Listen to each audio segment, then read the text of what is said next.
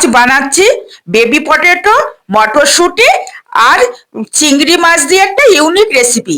বন্ধুরা, আমরাই তো চিংড়ি মাছ দিয়ে অনেক আইটেমই করি, আজকে আমি বানাচ্ছি বেবি পটেটোর সঙ্গে মটরশুঁটি দিয়ে। তাহলে চলো দেখে নিই কি কি উপকরণ লাগছে তৈরি করতে। লবণ, হলুদ, জিরের গুঁড়ো, ধনের গুঁড়ো, লঙ্কার গুঁড়ো কাশ্মীরি, মটরশুঁটি, দুটো গ্রিন চিলি, প্রন, চিংড়ি মাছ, বেবি পটেটো সিদ্ধ করে রেখেছি, গোটা জিরে। ওভেনে কড়াই গরম হয়ে গেছে, তাহলে আমি মাস্টার্ড অয়েলটা দিয়ে দিচ্ছি। প্রথমে গোটা জিরে দিয়ে দিলাম তেলে।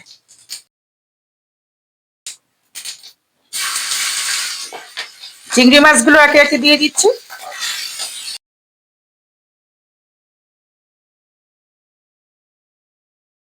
এবার লবণ দিয়ে দিচ্ছি, হলুদ, জিরে ধনে পাউডার, মটরশুঁটিগুলো।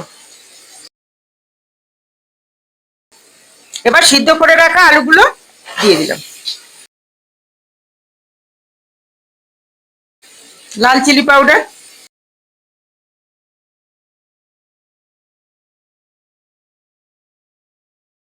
এবার জলটা দিয়ে দিচ্ছি। এবার লিডটা দিয়ে দিচ্ছি।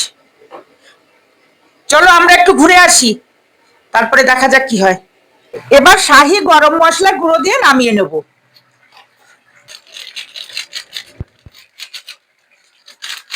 দেখতে পাচ্ছ বন্ধুরা, এই যে এই যে চিংড়ি মাছগুলো কত সুন্দর লাগছে না?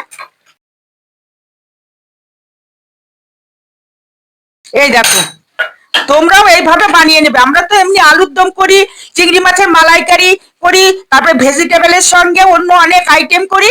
তা আজকে আমি ইউনিক রেসিপি করলাম, এটা রুটি, পরোটা কিংবা ভাতের সঙ্গে ভালো লাগবে। তাহলে আজকের মতন টাটা, ভালো থেকো।